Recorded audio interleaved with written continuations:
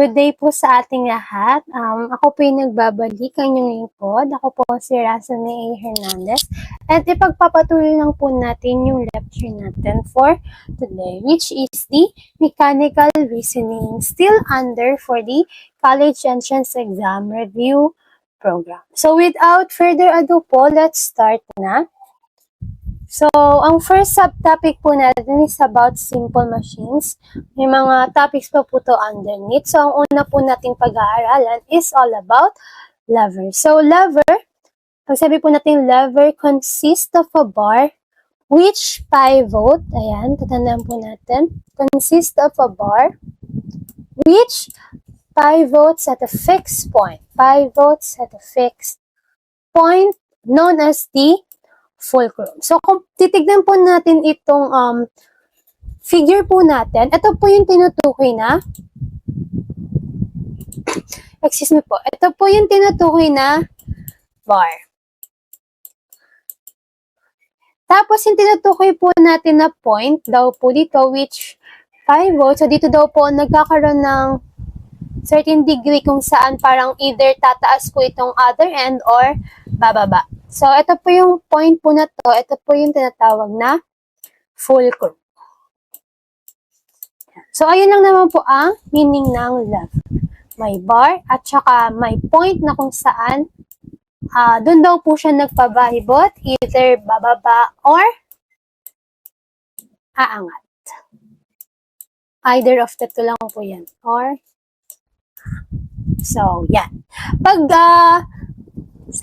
sa lever po, kapag naka-encounter po tayo ng lever problems, ano pong gagawin natin to solve those problems po? Ito lang po ang ating tatandaan. W times D1 is equals to F times D2. So, kung makikita nyo po sa ating problem, nagkakaroon lang po tayo ng tatawag na balancing of forces sa bawat sides. Balancing of forces.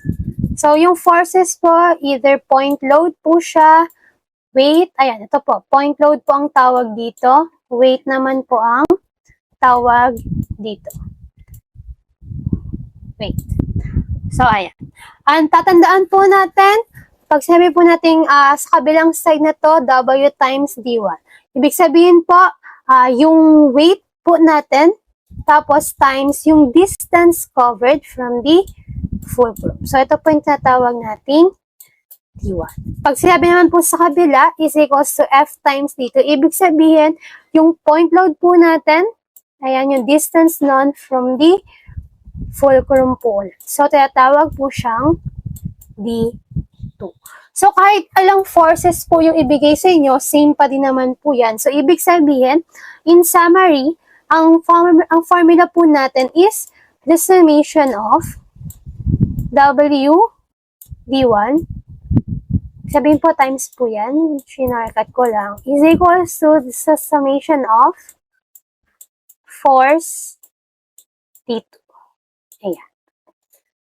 So, ayan po. Ayan po yung ating gagamitan. So, para po mas lalong maintindihan, let's proceed to the example po. Example po natin, how far from the fulcrum does the 78 pounds weight need to be to balance the lever? So, ito po yung kanyang diagram. Gaano daw po kahalayo? At ito daw pong hinahanap yung distance ng 78 from the fulcrum para daw po maging balance. Ibig sabihin, ito po yung magiging hati natin ng ating equals. Equal sign. So, ano po yung mga choices? A, 6 feet, B, 8 feet, C, 11 feet, at saka D, 10 feet. Nakita nyo naman po yung formula kanina. So, I will give you 30 seconds po to try answering the problem. If kulang po yung 30 seconds, you may pause the video. Then, kapag nakuha na, tsaka nyo na lang po ulit i-play. So, your time starts now po.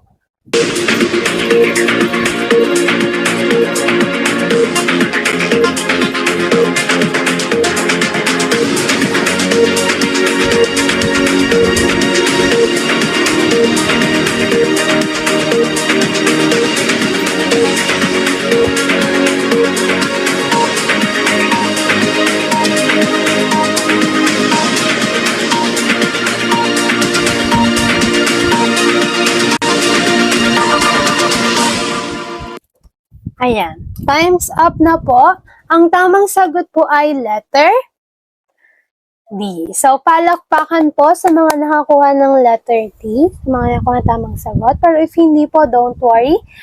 Ituturo ko po kung paano po nakuha yung letter D. So, paano po siya nakuha? Sabi nga po dito, need lang daw po natin siyang i-balance. So, gagamitin po natin yung parang pinaka-general formula ko kanina, which is summation ng WD1 or WD plus summation ng, mali po. Wait lang po, eraser. Ulitin ko po, ang ating general formula po ay summation ng WD is equals to summation po ng FD. Ito. Ayan po.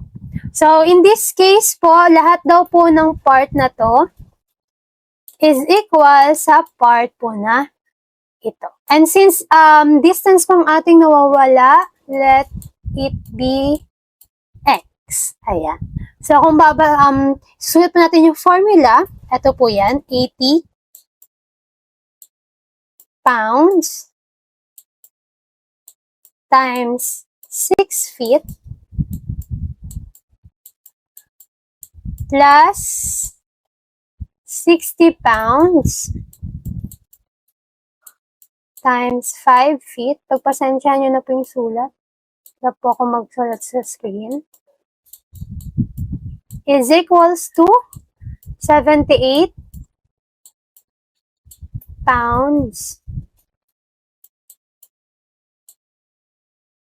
times x feet. So, kung ilalagay po natin yan sa ating calculator, papakita ko lang din po ang ating sa calculator. May kita nyo po yan. Ayan. So, 80 times 6 plus 60 times 5. Alpha equals, palabas yung equals. Then, 78 times alpha x. Shifts of, ang lalabas po na sagot ay 10. So, x is equals to 10 feet. Ayan po yung tamang sagot. Ganyan lang po. Di ba po madali lang? Basta lagi po nating tatandaan itong formula po na ito. Summation of WD is equals to summation of FD. Kahit ano po yung nawawala, makukuha po natin either be the distance or the force or the weight. Okay po? Ayan. Let's proceed na po to the next simple machine, which is yung tinatawag na pulley. The pulleys used in this type of question consists of a grooved wheel and a block which holds it. So, ang itsura po ng pulley, ganito lang po yan. Yun po yung parang bilog. Tapos, may mga ropes na naka-attach dun sa bilog na yun. Tapos, minsan pa nga po, di ba, may block na nakadikit sa other end. Tapos, yung isa is parang force na lang po, pababa. Or pataas. Tapos, minsan din po yung mga pulley is nakadikit sa wall, mounted. Or minsan naman, sila ay nakaganyan, nakahangin. Tapos, nandito yung wall, tapos panginyan siya. Ayan. So, ayan po yung itsura ng pulley. So, ang pulley po natin may dalawang types. Una, single pulleys. At saka pangalawa, which is double pulleys. Sa single pulleys po, single pulley questions are relatively straightforward. If the pulley is fixed, then the force required is equal to the weight. Excuse me po. if the pulley is fixed, ito po, if the pulley is fixed, then the force required is equal to the weight. If the pulley moves with the weight, then the force is equal to half of the weight. So, ayan ang po yung tatandaan. Pag ang pulley po natin ay fixed, ibig sabihin, the force is equal to the weight. O, pag fixed,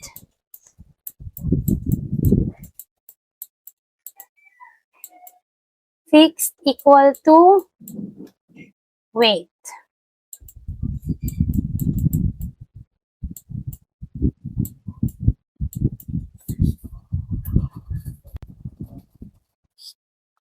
Tapos po, pag the pulley moves, moving, ibig sabihin, 1/2 na po yun ng weight.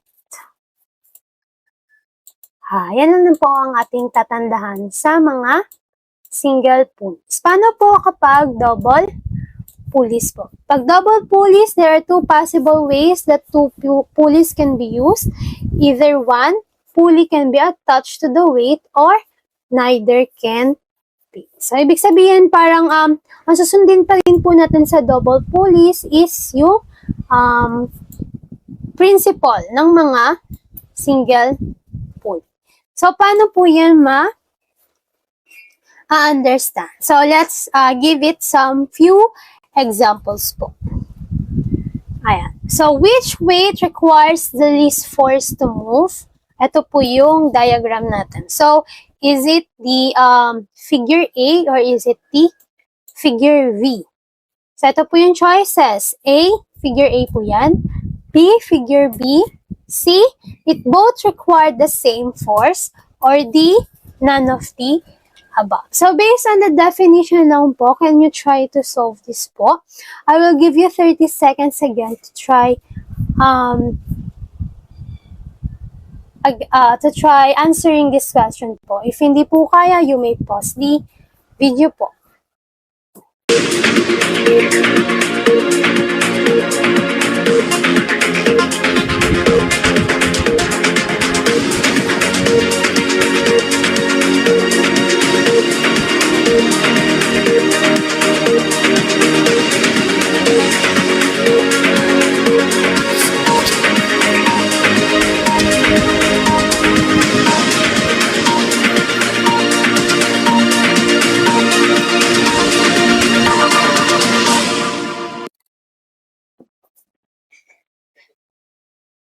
Ayan. Ang tamang sagot po ay letter B. Lumabas na po agad yung sagot after the 30 seconds. So, bakit po letter B? Palakpakan po ulit sa mga nakakuha ng tamang sagot. Bakit po letter B? Mapapansin po natin, unahin po natin si figure A. Kung mapapansin nyo po, yung weight po, ito, ay kadikit po ng ating rope. Ito po si force. And ito po ang ating pulley. So, masasabi po natin na in this figure, ito po yung nagpapakita ng fixed. Fixed po yung ating pulley. Ibig sabihin, hindi po siya gumagalaw. And since hindi po siya gumagalaw with the weight, ibig sabihin yung force daw po is equal to the weight. Weight is equals to force. So, in short terms po, ito pong force natin dito is also equals to 10 kg. Paano po yung figure B? Yung figure B naman po, kung makikita nyo, ito po si ating pulley. Ito po si ating weight. At ito si ating force. So, kung makikita nyo po, ano po is magkasama po si ating pulley at saka si weight. Kaya kung aanuhin po natin siya sa ating definition kanina sa single pulleys, ito po yung matatawag nating moving pulleys. And ano po sabi kanina kapag moving pulleys, ibig sabihin 1/2 of the weight. Ayan. So, ibig sabihin, sa pulley po na to, in this part, yung force lang po na dinadala ng rope po na to, yung rope po na to is 10 divided by 2 or 10 times 1/2 is equals to 5 kilograms. Saan po mapupunta another 5 kilograms? Dito po yun sa kabilang end ng ating rope. Another 5 kilograms. So, ayan lang naman po ang pagkakaiba ni fixed pulley at saka ni moving single pulley. Kaya sabi nga po ito, which weight requires the least force to move? It is letter B. Kasi nga naman, 5 kilograms is less than 10 kilograms. So, sana po na-gets po yun. Let's proceed po to another example.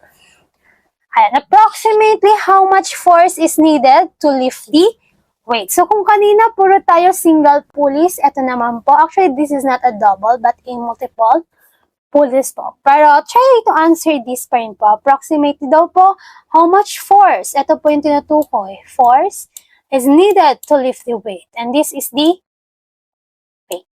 So, ano po nating choices? 30 pounds, 36 pounds for letter B, letter C, 45 pounds, and letter D, 60 pounds. I'll give you again 30 seconds to try answering this problem po. Then, if hindi po kayo ng 30 seconds, you may pause this video.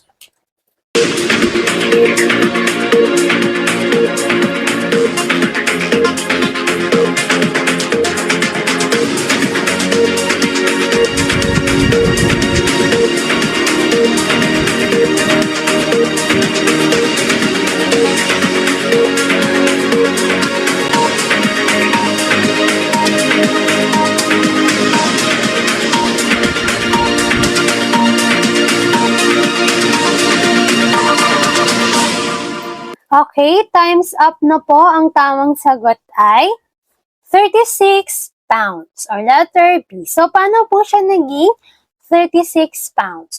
So, mapapansin nyo po, ang ating pong weight ay primarily sinusupport po ng dalawang pulley. Ito po yung weight natin, ha? Tapos ito po yung force na kailangan natin. Pero kung makikita nyo po, bukod po dun sa dalawa, sinusuportahan din po ito ng 3 pang pulley. Pero actually, hindi naman po siya sa number of pulley. Ang titignan po natin is kung gaano karaming ropes po ang may dala-dala ng ating weight. And if makikita po natin kung bibilangin natin, this is 1, 2, 3, 4, and 5. So, ibig sabihin, kapag hinati po natin yung ating pulley ng paganyan, tapos binilang po natin 1, 2, 3, 4, 5, malaman po natin na i-divide lang natin by 5 yung ating weight po. Kaya ibig sabihin, 180, wait lang po, hanapin po natin ulit ng ating, ayan, 180 divided by 5 is equals to 36 pounds. So, ayun lang po. Ganun lang po siya kadali. Nakadepende dun sa number of string. So, ayun po sa pulley. Ang kailangan lang po natin i-consider kung sa single pulley, kung fixed po ba siya or moving. Then, kapag mga multiple pulleys po, kapag hinati po natin siya, ilan po yung matatamaan, which in this case, 5 po. So, ayan. Next lesson po tayo. Next simple machine po is gear. Pag sabihin po natin gear, ay bumalik. Gear po, a gear is a toothed wheel. Sabihin, kung yung pulley po kanina, straight or smooth circle, ang gear naman po ay may ngipin daw po. Ibig sabihin, parang may ganyan-ganyan. Ayan. Ganyan daw po. Ayan, may mga ngipin. Or cylinder that meshes with another tooth, pwede pong another tooth, to a component to transmit motion or to change speed or direction. Transmit motion at saka change speed or direction. So, yan po yung mga clue ko. Tooth wheel, transmit motion or to change speed or direction. So, meron po tayong dalawang klase ng gears. Ito po yung gears connected by chain or belt at saka mesh gear. So, ayan na po nasabi kanina. Mesh. So, ano po pagkakaiba ng chain or belt sa mesh gears? Pag sabi po natin connected by chain or belt, sabihin nga po, meron po tayong belt na kasama.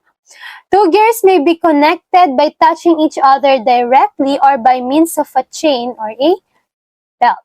Nawawala po yung aking, ayan, means of a chain or belt. If gears are connected by chain or belt, then they moved in the same direction. No, ayan po ha, tatandaan, pag connected daw po ang ating gears by chain or belt, lagi po natin tatandaan na they moved in the same direction. Pero kapag mesh gears, ibig sabihin wala pong belt, walang chain, ang nag-touch po sa mga gears natin ay another gear. So if the gears are touching or meshed nga po, then adjacent gears move in opposite direction. So ano naman po ang tatandaan? Connected by chain or belt, they move in the same direction. Meshed gears, adjacent gears move in opposite direction. So ano po bang itsura nila? Ay, wala silang itsura. So let's proceed to the first example po. Ayan, if gear X turns clockwise at a constant speed of 10 RPM, ang RPM po ay revolutions per minute, how does gear Y turn? So, ito po yung tinutukoy na gear X at ito yung tinutukoy na gear Y. So, wala po tayong formula dito kasi i-analyze lang po natin kung paano po gumagalaw, anong direction ni gear X at saka ni gear Y. So, ano po ang ating choices? Letter A, counterclockwise 10 revolutions per minute or RPM. Letter B, clockwise 10 RPM. Letter C, counterclockwise 20 RPM. And letter D, clockwise 20 RPM. Dapat nandito po yung... Ayan, tapos wala yan dito. Ayan. So, I'll give you 30 seconds po ulit to try answering these questions. And if hindi po kaya or hindi sapat ang 30 seconds, you may pause the video.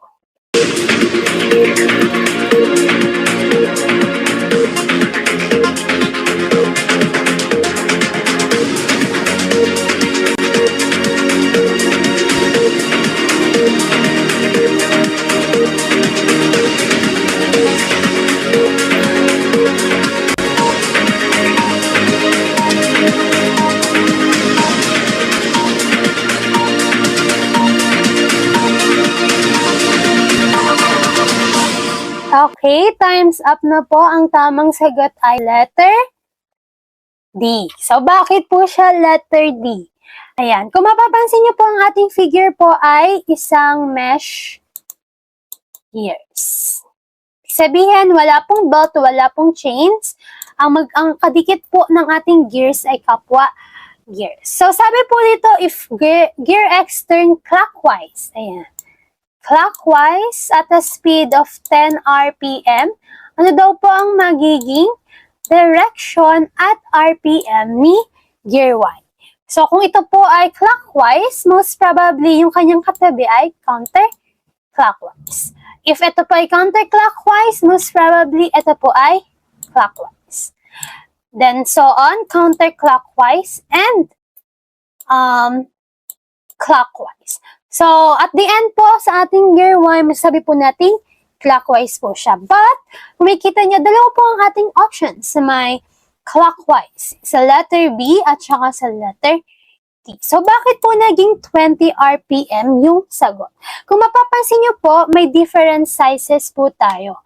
Si gear X po is much more bigger than the other gears. Ayan po, mas malaki po si gear X kaysa dun dito sa apat na gears natin. And, di ba po, sabi kanina, pag sinabing RPM, revolutions per minute. Kung ilan daw po yung ikot na nagagawa per isang minuto. And in this case, since mas malaki ito, ibig sabihin po, mas maliit yung revolutions po niya per minute. Kasi nga po, mas malaki yung distance covered by this gear. Samantalang yung mga maliliit na gears po na to, like yung si gear Y, since mas maliit po yung distance or circumference ng bilog, ibig sabihin, mas malaki po yung nagagawa niyang revolutions or mas marami yung nagagawa niyang ikot sa loob ng isang minuto. In this case, hindi na po natin kailangang isipin pa. Pwede po nating i-say based on the options that yung bilis po nito is dumoble kasi nga po lumiit. Kaya ang tamang sagot po ay letter D. So, ibig sabihin, hindi lang daw po yung type of gears yung naiba, pati daw po yung ikot, depending on their sizes. Ayan. So, next question po, tingnan naman po natin to. If drive wheel X rotate clockwise at a speed of 10 RPM, how does the wheel Y turn? O, ayan, same type of question. Ang ating pong options, letter A, counterclockwise faster. Letter B, clockwise faster. Letter C, counterclockwise slower. At letter D, clockwise slower. Ayan. I'll give you 30 seconds again po to try solving this question.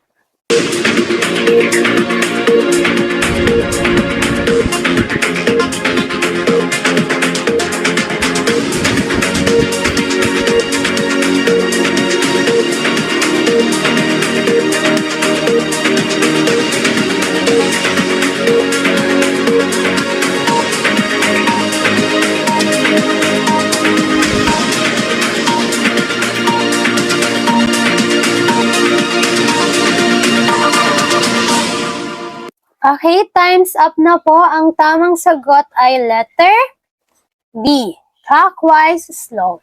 So kung kanina po tayo po ay may mesh gears, nabalik na naman. Tayo po ay may mesh gears. Dito po, meron po tayong chain. Connected. Bakit hindi lumalabas? Wait lang po. Hindi lumalabas yung pen. Ayan. Meron tayong chain or belt na tinatawag. Ano po ang ating rule kapag chain or belt? Ito po ay moving in the same direction. So, if moving in the same direction po, sabi dito, drive wheel X rotate clockwise. So, ibig sabihin, ang clockwise po natin ay pag ganito. So, most probably, ito din po ay pa ganito. Magpapait lang po ako ng kulay. Yan. If yan po ay pa ganyan, nausog na naman. Ayan. If counterclockwise po yung ating unang chain of belt, most probably, hindi po ito ay gaganyan. So, ibig sabihin, same pa din po yan ng ikot. Magiging pa ganito.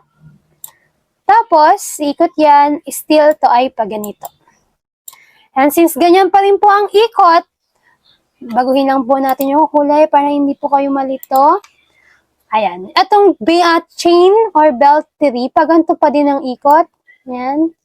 Clockwise pa din. And pa-clockwise pa din. So, ibig sabihin, hindi daw po nagbago yung rotation nito throughout its journey. Kaya lang po ang sabi dito, at a speed of 10 RPM, wala namang numerical value. Pero, na-replace po siya ng adjectives which is it faster or slower?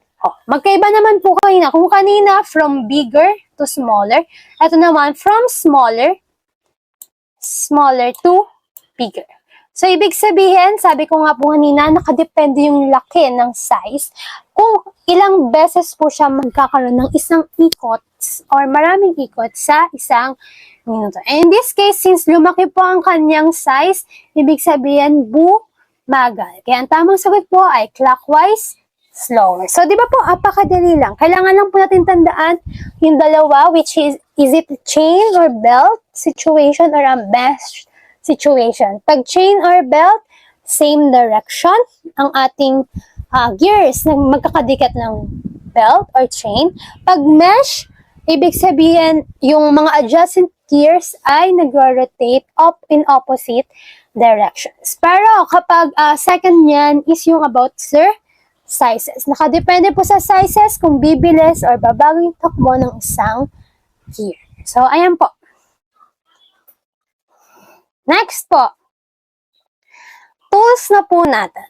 Tools po, marami rin po kasing mga tanong sa mechanical technical regarding tools. So, hindi lang po ito yung tools. So, I suggest po familiarize yourself with some common tools po sa construction industry, sa electrical industry, ayan. Kasi madalas po, ayan po yung mga tanong, pati sa mechanical industry. Ano lang naman, hindi nyo kailangan i-memorize lahat. Siguro, you can read some of the tools, familiarize the tools para kapag nakita nyo sila, at least, alam nyo yung sagot.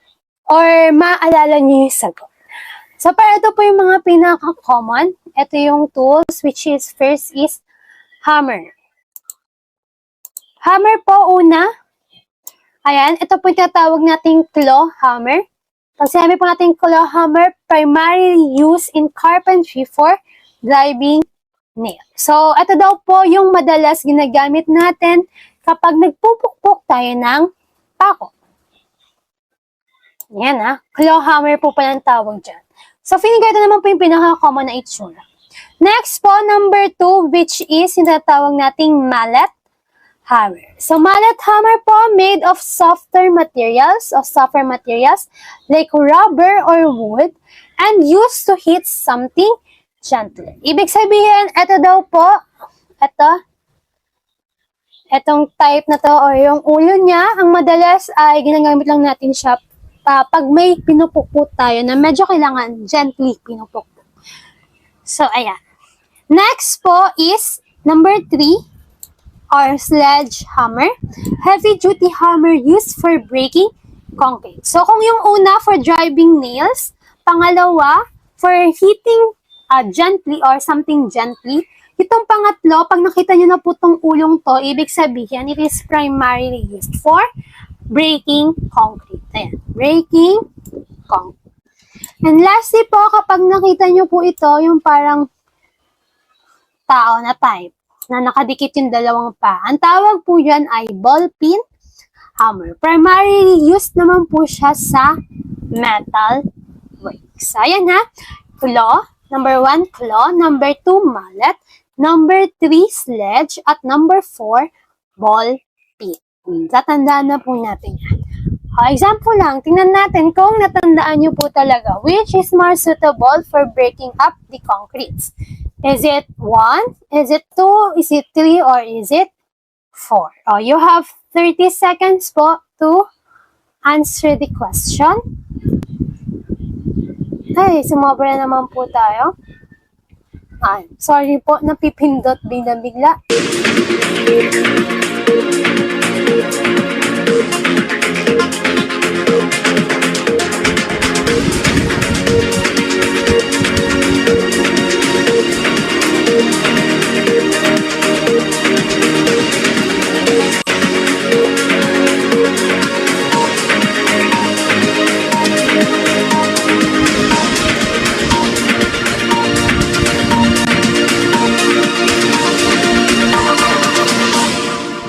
Okay, time's up na po. Ang tamang sagot ay letter C. C. Kung ang atin pong matatandaan, ito po ay C, sledgehammer. Ayan wag po natin kakalimutan. Si sledgehammer ay primarily for breaking concretes. Ano po yung si number 1? Para lang ma-refresh natin. Si number 1, siya ang tatawag nating claw hammer. Siya po yung pinampupukpok natin sa ating mga pako. Next po, number 2 ay si mallet. Siya po ang ginagamit natin kapag may pupukpukin po tayo.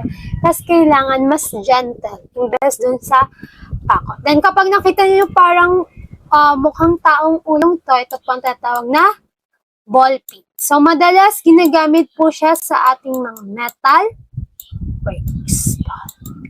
Diba? Ayan. So sana po matandaan po natin itong apat na to. The next po, ayan, ito din po another type of common tool. Hindi siya kasama sa hammers ko. Pero feeling ko alam nyo naman to. So, para saan daw po itong tool na to? Ayan, itong nakikita nyo sa gilid. Is it for to carve wood? Is it to drive nails? Is it to tighten bolts? At saka, is it to weld metal? So, you have 30 seconds ulit to think answering the question.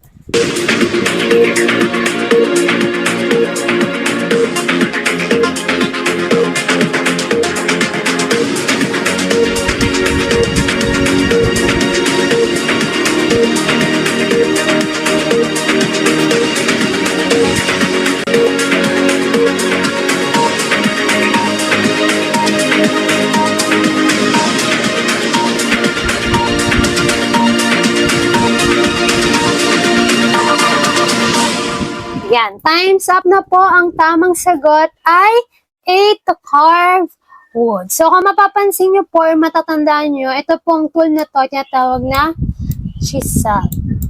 Ayan po. Ayan, ha? Kung ako po sa inyo, if may toolbox po ang ating mga tatay, try to, be curious kung ano yung mga laman ng toolbox nyo. Kasi baka malay nyo, yung iba doon o yung ilan sa mga tools ng mga tatay natin is makikita natin sa exam natin. So, ayan. Bukod dito, may iba pang types ng tools. Ayan. Una po ay si, dito po ha.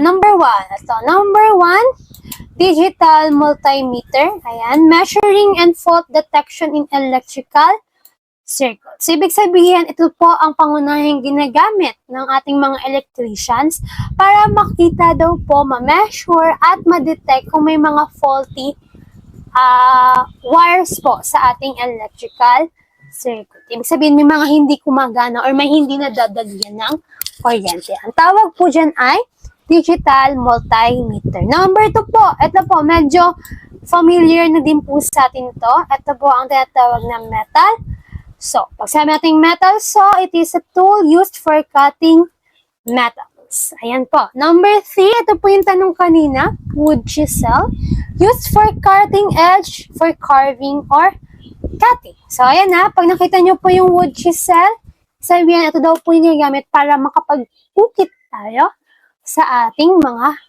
kahoy. Ayan na. 1, 2, 3. Next po tayo. Next is number 4. O, para saan daw po itong number 4? O, kung meron po tayong wood chisel, syempre meron po tayong concrete chisel. So, ito naman po ang ginagamit for cutting bricks and cement block. So, tandaan nyo po yung iba ng mga figure po natin na ito po yung itsura ng wood at ito po yung itsura ng concrete chisel. So, ayan. Next po, sumobra na naman tayo. Next po is yung number 5. So, ito po, madali lang din. Ito po tinitingnan nating hand plane. So, ito po yung gagamit natin kung gusto natin maging smooth yung surface ng ating mga kahoy. Hand plane. Next po is glass cutter. O, meron tayo kaninang metal saw. Sabihin, pang-break or pang-cut ng ating mga metals. Pero syempre, meron din tayong pang-cut ng ating mga glass. Ito po yun. Ito ang itsura. Ito. Glass cutter po. Tool for cutting glass. Next po, wood saw. Ayan, syempre, kung may metal, ito yung metal. Meron tayong glass. Syempre, meron din po tayong pang-wood. So, wood saw, tool for cutting woods. Ayan. Next po.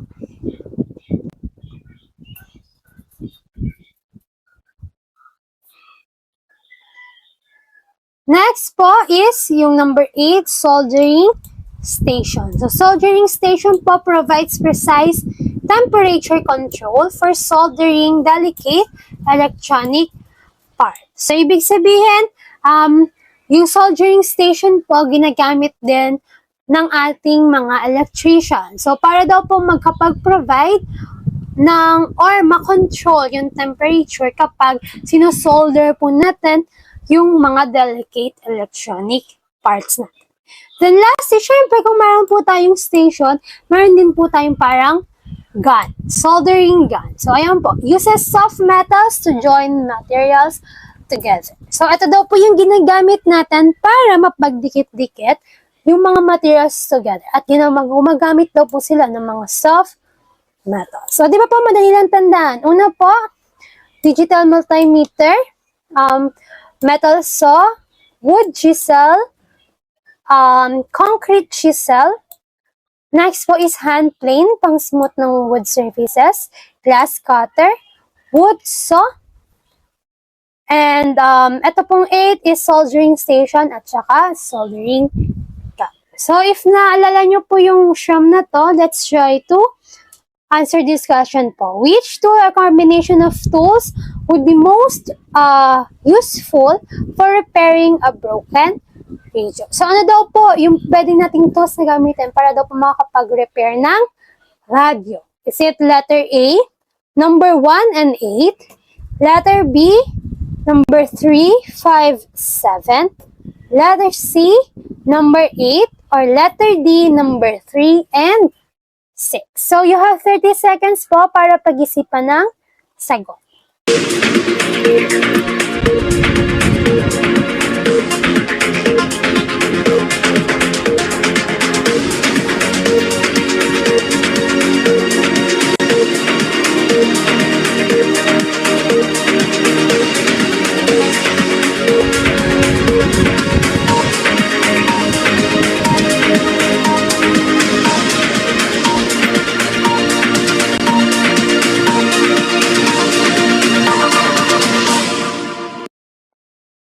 Okay po, time's up. Ang tamang sagot po ay letter A, 1 and 8. Ibig sabihin, ito pong ating digital multimeter at saka soldering station. Ma'am, bakit hindi po kasama si 9? Actually, wala, dapat kasama naman talaga siya kasi magka-partner po si soldering iron at si soldering gun. Pero, syempre, hindi natin i-questionin ang ating choices. Kung ano lang po yung nasa choices, ayun lang po yung susundin natin kasi ayun lang naman po yung, yes po, makakapagreklamo po tayo, pero syempre, para mag-retain yung sagot natin, kailangan pa natin magsagot kasi. So, kahit wala po si 9 and si number 8 lang naman po yung, letter A lang naman po yung most plausible answer. So, isagot na natin yun. Kulang man or, kulang man siya ng number. So, ayan po. Next po, next topic na tayo. Tapos na po tayo sa simple machines. Let's proceed to other subtopics. Actually, pinagsama-sama ko na silang lahat. Motion, energy, fluid mechanics, at saka electricity. Actually, hindi pa po ito yon kasi minsan may mga random questions sila.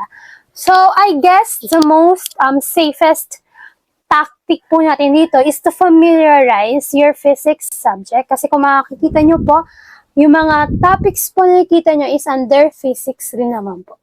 Pero, taliwas sa physics na kung saan nagsisolve po kayo, dito po, pure situation. So, walang masyadong need ng rigorous problem solve. So, ayun po, kailangan nyo na po intindihin yung situation ng problem. Tapos, minsan, yung sagot din po is nandun na sa tanong. So, let's proceed na po. Spring. So, a spring is a piece of wire or metal that can be extended. Piece of wire that can be extended or compressed by an external force, but which then returns to its original strength when that force is no longer applied to. So, feeling ka mo po self-explanatory na yung meaning ng spring. Basta po yung spring, piece of wire daw po siya na pwede pong mabanat or kaya makompress. Depende po dun sa force na i-apply natin. Pero, while nilet go po natin yung force, babalik at babalik sa original position yung ating spring. Ito po ang ating diagram. Kapag no force applied, kung makikita nyo po, stay still lang ang ating spring. Pero kapag naglagay po tayo ng force, which is tension, po tayong tension, ibig sabihin, binanat natin. Makikita nyo po, lumaki yung distance ng spring. Ibig sabihin, nag-increase ang kanyang distance. Pero kapag naglagay po tayo or siniksik naman natin siya, tinatawag natin compression, makikita nyo po, from its original state, mas lumiit ang kanyang distance. So, ayan po ha. Ayan lang naman po ang titingnan natin. Sa spring, either no force applied po siya, ibig sabihin, original po yung distance natin. Pag nilagyan po na siya ng tension, binanat natin siya, most likely yung distance po ay mag-i-increase. Pero kapag hindi po natin siya binanat at siniksik po natin siya, parang kinompress, instead po na nag-increase yung distance, dito po ay mag-decrease. So, ayan na naman po ang dapat tandaan sa spring. Next po, ang springs po natin ay dalawa. Spring in series at saka springs in parallel. When springs are arranged in series, each spring is subjected to the force applied. So, ibig sabihin, same force lang daw po ang na-experience nung spring po in series. Pero when the springs are arranged in parallel, the force is divided equally between the springs. Ibig sabihin, pag sa parallel po, yung force po natin is nahati na depending sa ilang strings po ang nakastack in columns. So, ano po ba yung itsura ng spring in series? Ayan po. Sabihin, magkakadikit po ang ating springs. Ito naman po yung itsura ng springs in parallel. Ibig sabihin, magkapatong po yung ating dalawang spring. Pero pwede po yung madagdagan ha. Pwede po yung maging 3 na spring na magkakapatong or 4. And that the same goes sa spring. Pwede pong 4 po ang magkakatabi. Pero sa spring in series po, kung ano po yung in-apply na force, para-paras lang po sila ng force sa bawat spring. Ayan. Pero in this case, kapag ganito po, nahati yung force into the number of springs po natin. So, ayun lang naman ang dapat tanda. Let's proceed po to the example. Example po, a force of 5 kilograms compresses the springs in series by 10 centimeters. So, ibig sabihin, magkakompress daw po, yung force po natin na 5 kilograms, kinocompress daw po yung ating springs by 10 centimeters. So, kung ilalagay po natin yan dito, 10, ito daw po ay 10 centimeters. What will be the total distance that are the springs in parallel are compressed? So, ilan daw po ang total distance kapag naging parallel yung springs po natin? Options po, letter A, it will remain as 10 centimeters. Letter B, 2.5 centimeters. At letter C, 5 centimeters. And letter D, 7.5 centimeters. So, tandaan nyo lang po yung mga definitions kanina para ma-help po kayong ma-solve tong problem na to. I will give you 30 seconds po ulit to answer this problem.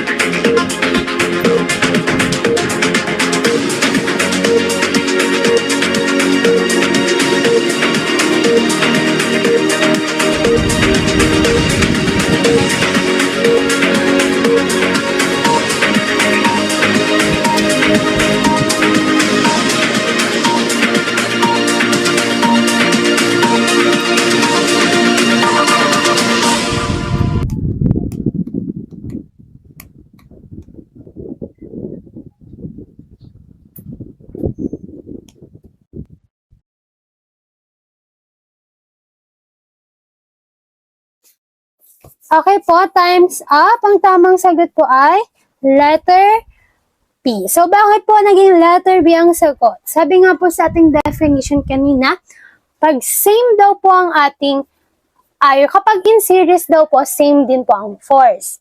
Pero kapag parallel, yung force daw po ay nadidivide. So, in this case po, parang ganun din po sa kanilang distance. So, kung sa series po, isang buong 10 centimeters po yan. Hindi naman po makita yung ating, ayan. Kung sa series po, isang buong 10 centimeters. Tapos, ang force po natin ay 5 kilograms. Dito daw po, ano daw po yung ating distance. So, let it be x. Ay, kung ang force po ay mahati into the 4, kasi bakit po 4? Dahil, 4 po yung ating spring. Ayan. Ibig sabihin, yung original distance din po sa ating original series ng springs ay mahahati into 4 po. So, 10 divided by 4, hindi ko na po yan ika-calculator, would be 2.5 centimeters. So, ayan na po. Di ba po, apakasimple lang po. No? Same, lang po yan, same principle sa force at saka po sa distance. So, ayan lang po. Next po is friction. Friction po, madami po tayong kasi ng friction, kinetic friction at saka static friction. Pero wag po kayo mag-alala dahil we'll focus on the static friction. Static friction po prevents objects from starting to move. Ibig sabihin, piniprevent daw po yung object natin na gumalaw. Starting to move. Acting on stationary surfaces while kinetic friction opposes the motion of objects already slide. So, kung si static po, pinipigilan daw po na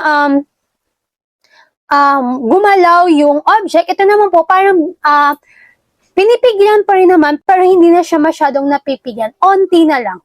Parang napipigilan pa unti-unti na gumalaw. Ayan. The key difference is motion, which static friction typically having a higher maximum force and coefficient. Okay. Ang ibig sabihin lang po niyan is si Fs max or si maximum force is equals to mu s. Ang mu s po ay ating static friction times n or the normal force, making it harder to get something moving than to keep it moving. So, ibig sabihin, ito daw po is, ang pinaka-main goal nga po ng static friction ay para pigilan gumalaw ang isang object. So, ayan. Ulitin ko lang po wala naman po masyadong tanong sa kinetic friction. Magpo-focus po tayo sa static friction. Pero ayan po yung difference. Kung makikita nyo po, ito po, pinipigilan. Tapos ito po, yes, may konting pigil, pero syempre, gumagalaw pa rin yung object. So, ayan. Ayan. Try to answer this problem po. A crate is sitting in the center. If off, dapat po yan. Mali. Ano yung grammar? A crate is sitting in the center of a flatbed truck. As the truck accelerates to the east, the crate moves with it. O, yan na, tatandaan mo natin. As the truck accelerates to the east, the crate moves with it. Not sliding on the bed of the truck. In what direction is the force? Force po exerted by the bed of the truck on the crate. Ano daw pong direction ng ating force? Una po, is it sideways? Letter B, to the east? Letter C, to the west? Or letter D, there is no friction force because the crate isn't sliding. So, I will give you 30 seconds po para i-try i-solve yung problem.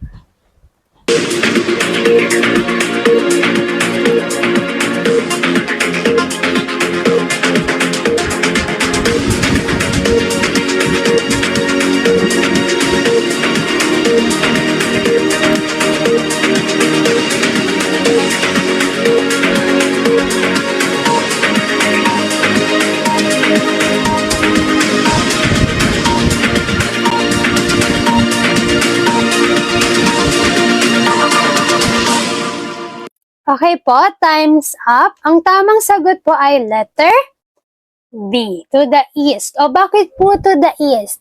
Actually, nasa problem na po yung parang visuals po natin. So sabi po dito, a crate is sitting in the center of a flatbed truck. Simple po natin, ito po yung flatbed ng truck. Tapos, ito daw po yung crate. Yung crate po is parang box po yan, wooden box. Ay nagsisenter daw po siya or nakaupo sa center ng ating flatbed truck. Alam naman po natin na kapag ganito, may weight po yan, yung ating crate. Tapos, meron po siyang normal force. Balancing forces lang po. Then, ito daw po yung ating truck. Yan, drawing ko lang po yung ating truck. Imagine po natin ganyan ang ating truck. Ayan. So, sabi po dito, as the truck accelerates to the east, so nag-accelerate daw po yung ating truck sa east. So, ayan. The crate moves with it, not sliding on the bed. Ibig sabihin, sumabay daw po yung ating wala na naman po ang aking pasensya na po. Ayan. Sumabay daw po si ating crate doon sa truck. So, ibig sabihin yung force exerted po niya is this one also. Pero, hindi daw po siya gumalaw. So, ibig sabihin, kaya hindi daw po gumalaw yung ating crate because it has friction. Ayan na, meron tayong F.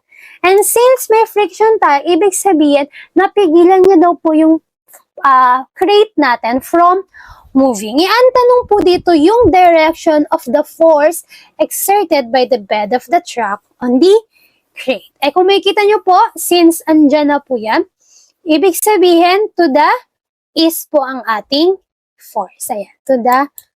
Kasi ayan po yan. Okay po? So, ayan po ang ating sagot. Kaya lang naman po yung mga tanong when it comes to friction. So, ayan po. Next po, thermal conductivity. Actually po, may mga gantong tanong lang din po. May mga binibigay na clue naman po sila. If ever. Pero mas okay po kung i-familiarize po natin yung ating mga sarili kung ano po yung mga thermal conductivity ng mga common materials. Pero before that, alamin po muna natin kung ano ibig sabihin ng thermal conductivity. Pag sabi po natin thermal conductivity, ibig sabihin daw po, ito daw po yung ability to transfer or conduct heat. So, ibig sabihin, ito daw po yung kakayahan ng isang material na mag-transfer or mag-absorb ng heat. So, materials with high thermal conductivity are good conductors. Ibig sabihin, kaya daw po nilang maka-absorb ng heat. So, sila po ang madalas nakaka-absorb ng heat. Ayan. Metals are good conductors. While materials with low thermal conductivity like wood or foam are good insulators. So, sila naman po yung madalas kaya pong mag-transfer ng heat. Ayan po. Low conductivity, thermal conductivity, good insulators. High conductivity or high thermal conductivity are good conductors. So, ayan po. Ano po yung mga materials natin with high conductivity or high thermal conductivity? So, ito po sila. Ito po yan. Si aluminum, siya po pinakamataas. Si brass, si copper. Actually, hindi po pala si aluminum pinakamataas. Pasensya na po, hindi po pala sila nakaranking. Si copper po palang mataas with 385.0. Then, si lead, si silver, si steel, si mercury, si iron. Oh, pasensya na po, nagkamali. Hindi nga po pala sila ranking. Ayan, based on my observation po, si silver po ang pinakamataas. This is the first place. Si copper po ang second natin with 385. And then si aluminum po ang ating third. Ayan po tapos si brass po ang ating fourth. So kung mag-memorize po kayo, etong apat lang na to. Si silver, si copper, si aluminum, at saka si brass. Then the rest of the metals, materials po ay matataas rin naman. Pero hindi po sila kasing taas itong apat. Then kung mapapansin nyo po ang ating low thermal conductivity ay syempre mga gases po natin at saka yung mga lane materials. Ito na po yung mga wood or foam materials. Ano-ano po sila? Brick, isolated brick, concrete, cork.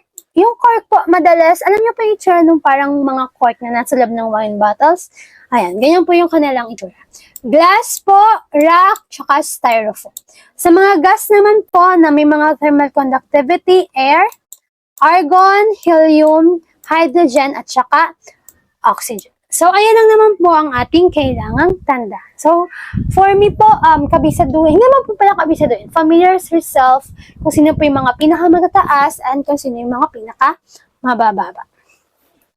So, try to answer this po.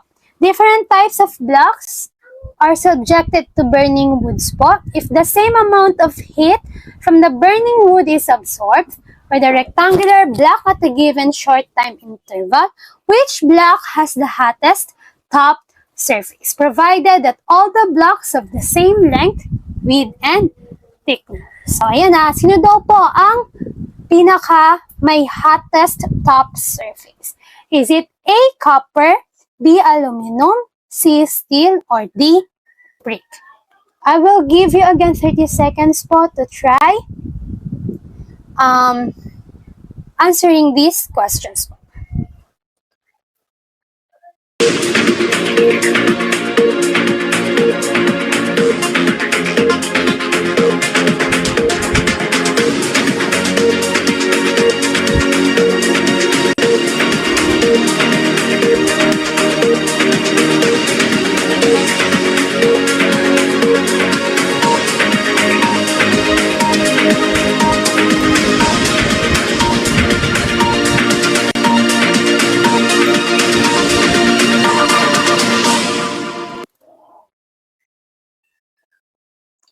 Okay po, time's up po. Ang tamang sagot ay copper. Bakit po copper? Kung maalala nyo po kanina, copper is the second material po na may highest thermal conductivity. So, ibig sabihin, siya po yung madalas mabilis makapag-absorb ng init po natin. Kaya siya din po may pinaka-hottest top surface. Tapos po, ililinaw ko lang po, i-clarify yung conductor versus inductors.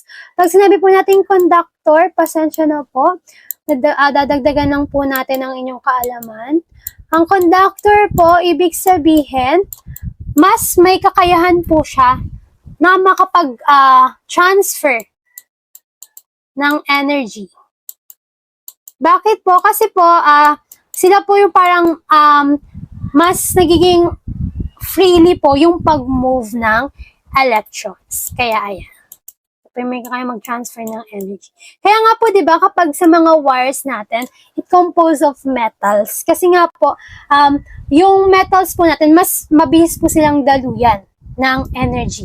Makapag-transfer or nakakapag-move freely yung ating mga electrons sa mga metals. Pag sabi naman po natin inductor, syempre po, sila yung parang mahirap ma-transfer ng energy. Kasi nga po, hindi makadaloy ng maayos yung mga electrons natin. So, ayun po yung pagkakaiba ng conductor sa inductor.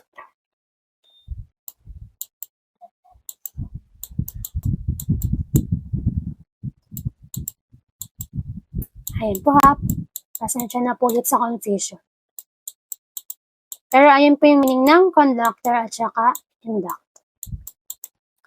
Next po is fluid mechanics. So, ito po, actually, parang medyo college na po yung atake na ito, yung fluid mechanics.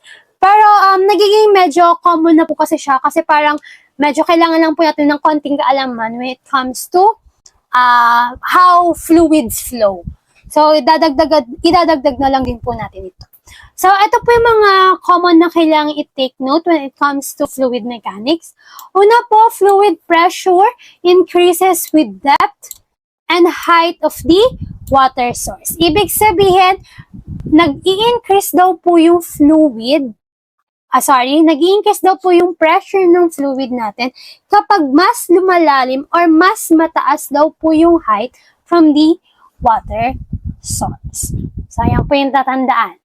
Next po, higher water level or greater head produces greater pressure at the outlet. So, yun nga po. Ibig sabihin, kapag mas malaki po yung height po from the water source, ayan lang po ibig sabihin, high water level. Sabihin, kung ito po yung ating water source, tapos po, ito po yung container. Tapos po, may butas po sa ating container. Ito po yung parang pinaka-water surface. So, kapag mas malaki daw po yung height natin dito, ibig sabihin, yung pressure daw po, pag lumabas yung tubig dito ay mataas din. High pressure up. Ayan po ha. So, ano po sila? Proportional. High water height. Ayan. Next po, greater pressure results in higher exit speed of the fluid. Siyempre, ibig sabihin, kapag mas malakas po yung pressure ng tubig sa ating outlet, ibig sabihin, mas mabilis din daw po yung speed ng pagtanggal or pag-alis ng ating fluid. Ay, galaw na naman.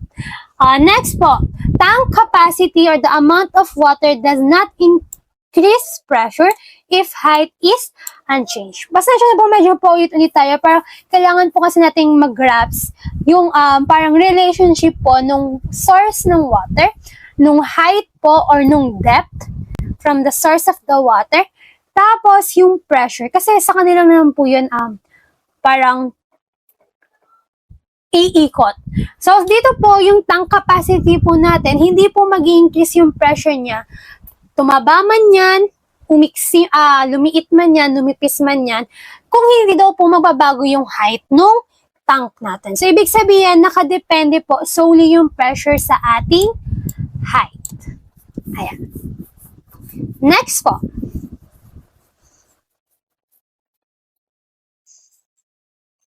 Next po is pipe diameter, a flex flow rate, not the pressure created by the source. So, ibig sabihin, yung laki daw po ng diameter ng pipe, paano daw po yan? Kung ito po yan, palitan ko lang yung kulay. So, kung ito po kasi yung pipe diameter. Yan, ito yung pipe. Kapag ito daw po, lakihan natin, ganyan. Ayan, ayan po yung diameter. Ito yung diameter, ha? Ayan. Ayan. Yung pipe diameter daw po, ang naapektuhan daw po is yung flow rate. Ang flow rate po is designated as Q. Ibig sabihin yung bilis ng flow ng tubig, not the pressure created by the source. Kaya nga po kanina sabi dito, greater pressure in a higher exit speed of the fluid. So, ibig sabihin, since mataas nga po yung height, most probably, mataas na po yung pressure nun. Pero, hindi daw po nun naapektuhan yung flow rate. Ang nakaka-apekto daw po sa flow rate ay yung pipe diameter. Ibig sabihin, pag lumaki po yung pipe diameter, or lumiit man, tsaka daw po maapektuhan yung ating daloy ng tubig. Next po, pumps increase fluid pressure directly, increasing exit speed. Pag sinabi po kasi nating pumps, ibig sabihin parang humihigop ng tubig. So, once humigop po siya ng tubig, most probably po, mas tataas yung pressure po ng ating fluid. At once tumaas yung pressure ng ating fluid, ibig sabihin, mas mataas or tataas din po yung exit speed natin. So, next po is gravity-driven water systems depends on elevation, not container size. So, this is parang katulad lang nitong tank capacity. Mga driven water system, gravity-driven water systems. So, ibig sabihin, nakadepende daw po sila sa taas, elevations. So, kung makikita po natin, ito po yun. Parang kung ito po yung ating ground, so, nakadepende daw po yun sa elevation or height, not the container size. Next po, low pressure causes weak Low pressure causes weak flow, especially on higher flow. So, ibig sabihin daw po, since mataas daw po, ayan sabi dito, nawawala po yung, ayan, sabi po dito, low pressure causes weak flow, especially on higher floors, ayan. Kaya nga po, tayo may mga tatawag na risers or kaya pumps. Kasi nga po kapag hamang mas tumataas po yung ating floors, ibig sabihin mas bumaba po ang ating pressure. Kaya mas humihina po yung tubig. Di ba nga po kapag sa mga bahay-bahay natin, lalo na kapag Sunday, Saturday, weekends, tapos gumagamit po tayo ng tubig from the tubig sa second floor. Pero yung tubig po is nagmumula po, di ba, sa first floor. So, ibig sabihin, kaya po sila nahihirapan umakyat sa ating second floor nga. Kasi nga po, may nakadepende din po yung elevations or taas po nung higher floors po natin. So, magkaiba po yun pag ang tubig po ay paakyat, doon lang po siya bumababa or nagkakaroon ng weak flow. Pero kapag po ang tubig natin ay palaging pababa, ayan. Siyempre, mas mataas po or mas mabilis po yung kanyang flow. So, ayan na naman po yung pagkakaiba sa fluid mechanics. Example po tayo. So, you are to construct a water tank with horizontal exit pipe at the bottom. You want the water to exit the pipe at high speed when the tank is full. O, ayan po yung tatandaan. Umuusog. Bakit kaya? So, you are, ano po yung kailangan tandaan? May water tank daw po tayo with the horizontal exit pipe sa dulo. Tapos, gusto daw po natin yung water to exit the pipe at a high speed when the tank is full. So, ano daw pong mga tank designs ang kailangan natin i-consider? Is it letter A, letter B, letter C, or letter D? Ayan.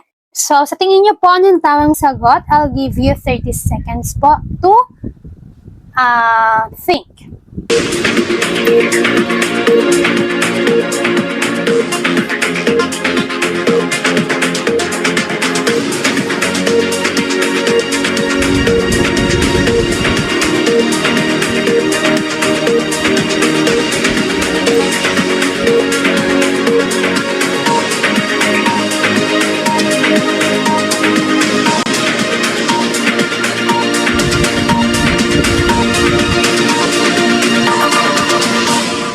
Okay, time's up po. Ang tamang sagot ay letter B. O bakit po letter B? Tignan po natin yung bawat specifications. So sa letter A po, maliit lang po kasi yung tank. Hindi nga po kapag tank capacity mass, gusto po natin na mataas po yung tangke natin. Next po is yung pipe diameter masyado pong malaki. Next, yung letter C po, same scenarios. Even though na maliit po yung diameter niya, mataba po siya, but the height is not giving. Sabihin, masyado pa rin mababa. Di po, mataas po. Medyo mataas siya tingnan. Baka pwede na yan. Kaya lang kasi din po, mataas din po ang ating pipe diameter. Sa letter B po, maliit lang po ating pipe diameter plus, siya po ang pinakamatangkad kung titignan sa lahat. So, even though medyo manipis-nipis siya, pero mas mataas naman siya. So, ibig sabihin, the higher the height, the higher the pressure. So, mas mabilis din po yung exit speed ng ating fluid. Kaya ang tamang sagot lang po ay letter B. Ayan. Next po. Next po, electric charge and current. Ayan. Tatandaan lang po natin itong mahiwagang triangle. Ayan.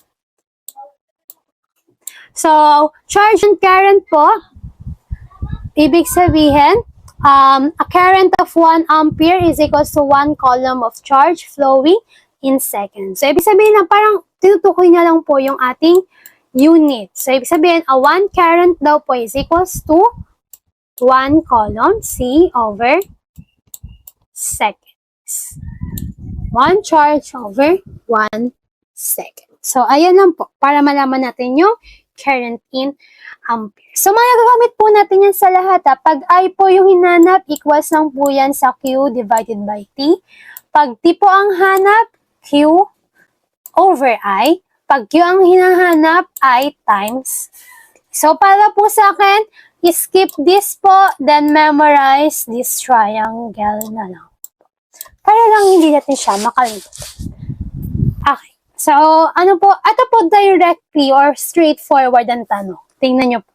A current of 5 microamperes. Ito po ay microamperes, ha? Baka po nakakalimutan natin, micro po yan. If hindi na po kayo familiar sa metric system, try, try searching na po yan. Pero ang mga common po kasi dyan is, di ba po, either meter. Kung meter po tayo, ha? Next po is decimeter. Natatawag po nating DM. Centimeter, millimeter, tsaka micrometer. Pero mayroon pa po yung iba pa. May mga nanometer pa nga. So, parang ganyan din po yan. Dito, meter. I forget the second part nun. Ang naalala ko na lang is may kilometer. Ayan, ano na lang po ako, paki-correct if mali. Tapos, ang madalas gamit pa is yung giga. Ayan. Na kailangan din po nating tandaan. Ayan. Ito po kasi is 10 raised to 9 if I'm not mistaken. This is 10 raised to 6. This is the normal. Tapos, ito po ay 10 raised to negative 1, 10 raised to negative 2, 10 raised to negative 3, tapos 10 raised to negative 6, at saka 10 raised to negative 9. So, ayun lang naman. Kailangan lang nating alalahanin ulit kasi baka biglang lumabas sila like in this question. So, ayan po. A current of 5 microamperes flows through a wire. How many columns? Sabihin, yung charge daw po yung nahanap natin. How many columns of charge have passed through the wire in 10 seconds? So, ano po yung mga choices? A, 2 times 10 raised to 5 columns. B, 5 times 10 raised to negative 5 columns. C, 15 times 10 raised to negative 5 columns. And D, 50 times 10 raised to negative 5 columns. So, kung naalala nyo po yung triangle kanina, ayan, try to answer it po. Si Q, si I, at saka si T. Ayan. I'll give you 30 seconds po to try answer this problem.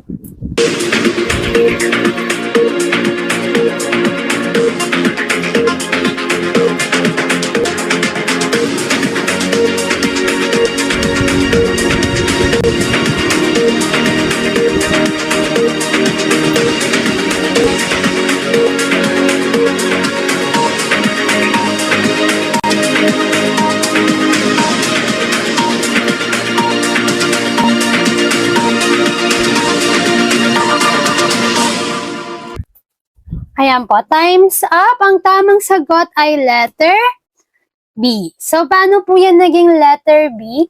So, sa triangle nga po kanina, diba po? Si Q, si I, at saka si T. In our problem, meron na po tayong I. Meron na din po tayong T. So, ano pong kulang natin? Si Q. And in order to solve Q, kailangan lang po natin ay si Q is equals to I times T. And in this case, 5 microamperes. Ang microamperes po natin ay times 10 raised to negative 6 times 10. Bakit 10? 10 seconds. So, kung anuhin po natin yan sa ating calculator, 5 times 10 raised to negative 6 times 10. Ang tamang sagot po ay 5 times 10 raised to negative 5, which is letter B. O, di ba po, napaka-straightforward ng electric current po natin. Kailangan lang natin tandaan itong formula na ito. Okay po. Next, kinematics. So, ayan, medyo familiar din po ito sa mga physics or gamit na gamit po ito sa ating physics. So, sa kinematics po, ano pong kailangan natin tandaan? Yung equations for constant acceleration at saka kinematic equations for projectile motion. So, hindi ko na po babanggitin lahat.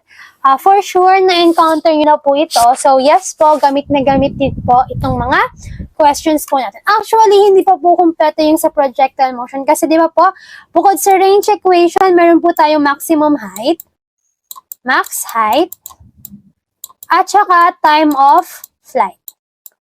Max height, tsaka time of flight, which is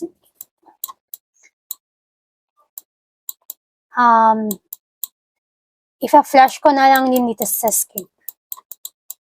Pero familiarize yourself na po kasi talagang gamit na gamit to. For sure, sa physics problems nyo, gamit na gamit din tong equations ito. So, ito po si max height. Ayan. U squared po is equivalent to the initial velocity squared. Ayan po. So, ibig sabihin, U is equals to initial velocity. So, sa max height po, ibig sabihin, initial velocity squared times sin theta squared over 2g. Then, sa time of flight po natin, 2 times initial velocity times sin theta over g. Tapos, may tinatawag din po tayong equation of trajectory. Ito yung madalas din kinakabisado. Yung y is equals to x tangent theta minus gx squared. Oops, nahirapan na po akong isulat. Over 2 initial velocity squared cosine squared theta. Yan. Gamit na gamit din po ito kapag hinahanap natin yung distance. Tapos, may angle yung ating bato, katulad nito. So, ayan lang naman. Di ba po? Kailangan lang natin i-familiarize ang ating mga sarili.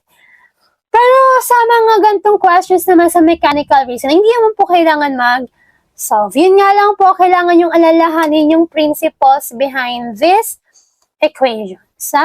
principles po. Bakit po? O, katulad na to. In a projectile motion for a given initial velocity v po, an angle theta which is less than 60. Yan less than 60 daw po. Determine the projectile that will reach the farthest.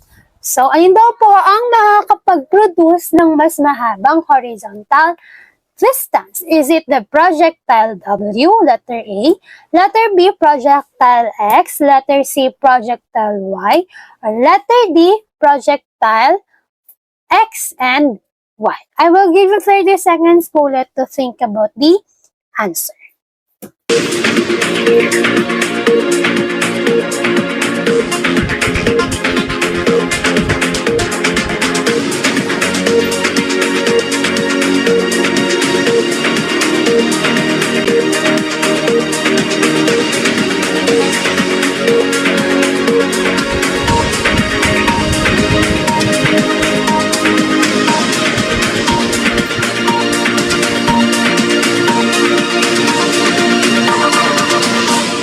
Okay po, time's up. Ang tamang sagot ay si letter B. O, bakit po letter B? Kung mapapansin nyo po kay projectile W, kung ano po yung binigay na elements, ayun ang din po yung ginamit. Yung theta na less than 60, at saka yung ating initial velocity. So, for sure, magkakaproduce siya ng horizontal distance. Pero ang tanong kasi dito, yung who will reach the farthest. So, pwede po muna natin siyang iset aside. Next po, sa letter or sa projectile Y, bakit hindi po ito yung tamang sagot? Kasi po, sabi po dito, yung theta natin is less than 60. Ito po, dinoble niya pa po yung theta natin. So, ibig sabihin, 2 times yung less than 60 degrees. So, ibig sabihin, mas lalaki. Hindi po lalaki yung distance neto. For sure, mas maliit po yung distance neto compared dito. Ano po yung lalaki sa kanya? Yung time of o yung maximum height. Kasi mas malaki po yung angle na ginamit natin. Dito naman po, sa projectile X, same theta, pero yung velocity, initial velocity ay mas mataas. So, ibig sabihin, mas malakas po yung ating force. So, kung ipag-differentiate po natin yung WX, yung projectile W sa projectile X, ibig sabihin, mas mataas po or mas mahaba, mas malayo yung mapoproduce mo na distance nung dalawa ang value or nag-double yung value ng initial velocity dun sa iisa lang. So, ang tamang sagot lang po talaga is projectile X. Ayun nga po. So, ibig sabihin nga po, hindi po natin kailangan masyadong mag-solve. Kailangan lang po natin alamin, i-refresh ang ating mga sarili when it comes to the principle.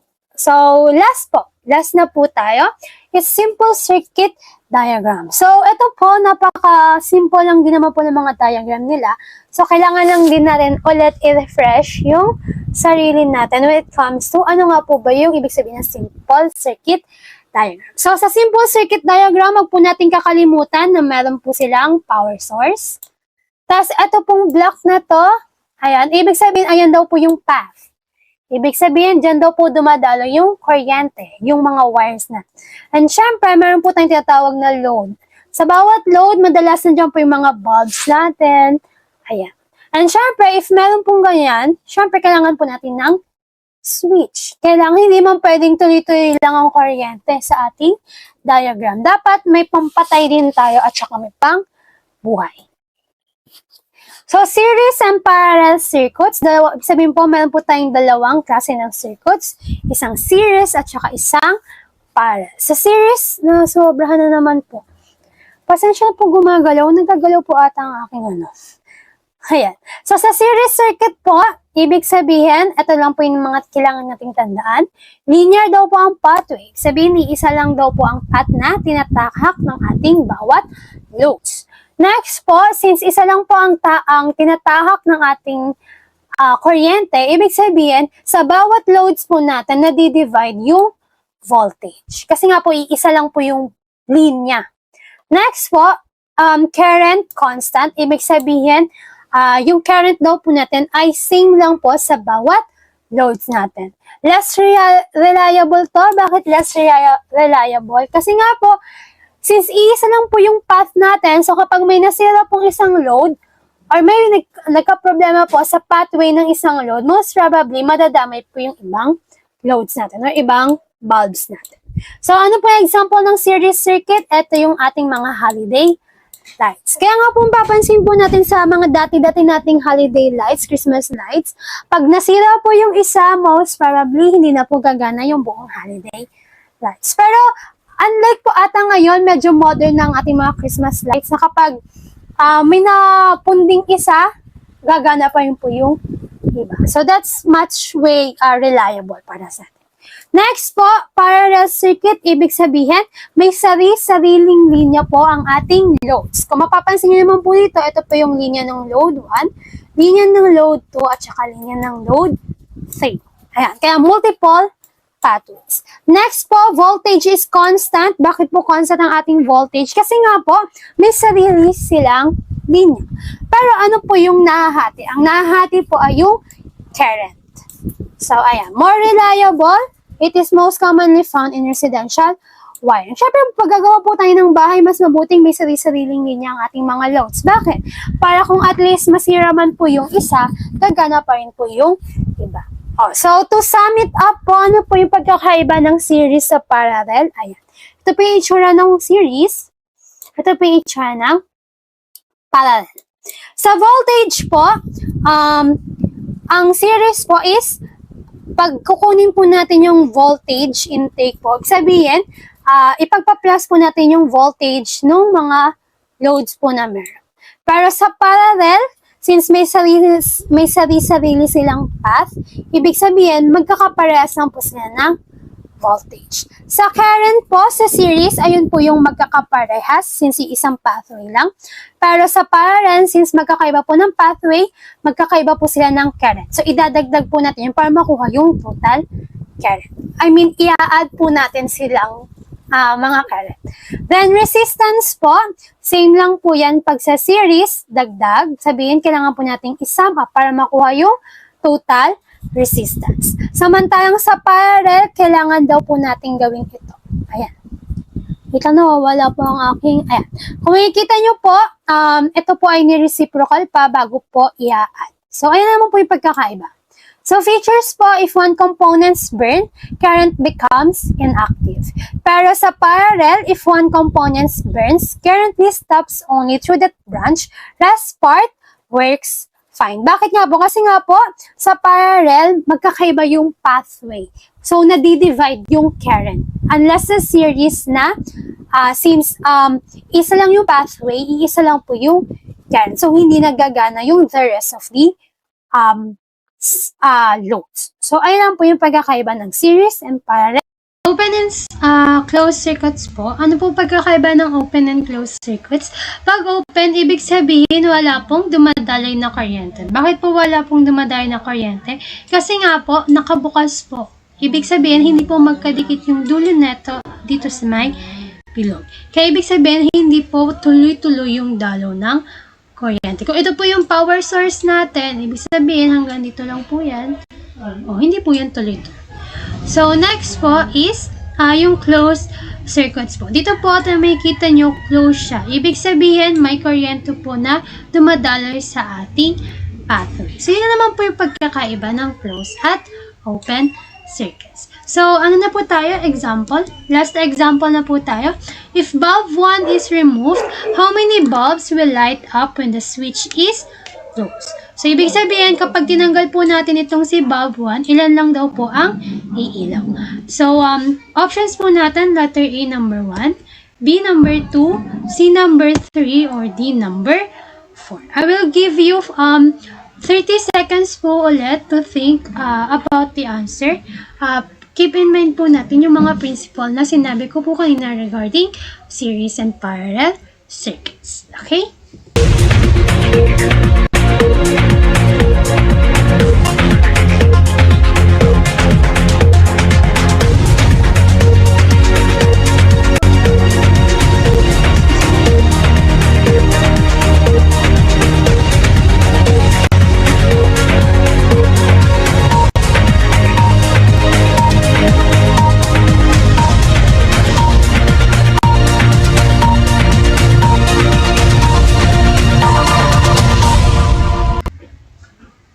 Time's up na po at ang tamang sagot ay letter B. So, bakit po letter B? Sabi ko nga po kanina, isipin po natin yung principles.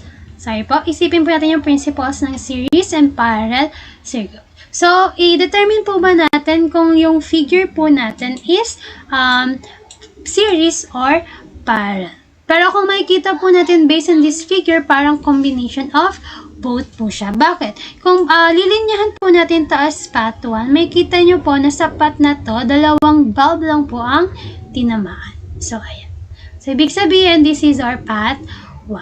Pero po, kapag kukulahin ko po ng ibang kulay, ayan, dito naman sa kabila, from here, yan, kung mapapansin natin, may another path. And tinatamaan po ito yung another 2 bulbs. So, ibig sabihin, meron po tayong dalawang path, which is under parallel. Tapos, for each path, may dalawang bulbs. Kaya, parang under series na siya. So, parang combination of both. Ang tanong dito, kapag tinanggal po natin si bulb 1, ilan na lang daw po yung iilaw? In this case, kapag tinanggal po kasi natin to, and since nasa same path po siya ng red line, si bulb 2 rin po ay mamamatay. Bakit? Sa series principle po natin, since iisa lang po yung pathway, yung current po natin, sa bawat bulbs ay iisa. And kapag namatay po yung sa isa, yung current din po ng isa ay magiging inactive. While yung bulb 3 at saka bulb 4, kung makikita natin, nasa iibang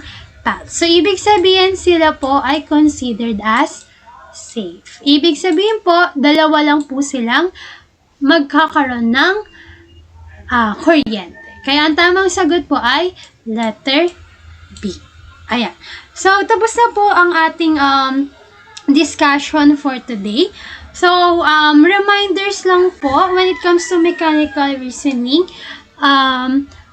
Familiarize yourself with the context po sa physics. Kasi even though nagbigay po ako ng formulas kanina, hindi naman po siya purely problem solving. Kung nakita nyo nga po yung mga sample problems ko, as long as you're familiar with the concept, the principles of every physics problem, masasagot nyo yun po yung mga tanong since, ano lang po siya, heavily relied on a situational problem. Katulad po nito. So, ayan. So, ibig sabihin, yung mga tinapik ko po ngayon is parang medyo common na po sa when taking exams. So, ang kailangan nyo na lang po is pag-aralan pa yung hindi ko po natatakal. Baka kasi since even though hindi sila common, ay bigla na lang silang lumabas. So, yun lang naman yung thought. Then, when it comes to simple machines, ayan, syempre may konting problem solving when it comes to levers. Pero the rest, kailangan nyo rin pong i-familiar sa yung mga sarili regarding to the tools. Lalo na when it includes construction, electrical, at saka mechanical. Kasi may mga tanong po for sure na about kung anong klaseng gamit nila, anong tool ang gagamitin dito just to produce this product. So, para lang din po safe. Hindi nyo po kailangang i-memorize. Sabi ko nga po, familiarize yourself. Lalo na sa mga madalas nating nakikita sa pang-araw-araw. Either martilyo man po yan, type ng nails, or kaya yung mga metal. Ayan. So, kailangan lang po nating maging mapagmasid kung ano man po yung mga dagdag na common tools. Then, if may hindi po kayo na-guess or naintindihan, or medyo naguluhan po kayo sa discussion, you can reach me in this Facebook po. Ibibigay ko na lang po since hindi ko po sure if pare-parehas po tayong nasa Google Classroom. Pero if not, you can message me here po. Don't hesitate to ask me further questions para po masolidify po natin yung knowledge nyo when it comes to mechanical reasoning. So, ayan. Thank you so much po. And sana po may natutunan po kayo sa akin mula from verbal listening hanggang mechanical reasoning. And sana po ma-enjoy nyo yung mga set of questions na pinipare ko for your formative test, pre-test, post-test, and mga battery test. So, ayan. Sana makatulong yung mga ibang items to further enhance your skills, logical thinking skills when it comes to this subject po. Ayan, iniwan ko po Russell May Hernandez. And again po, thank you and have a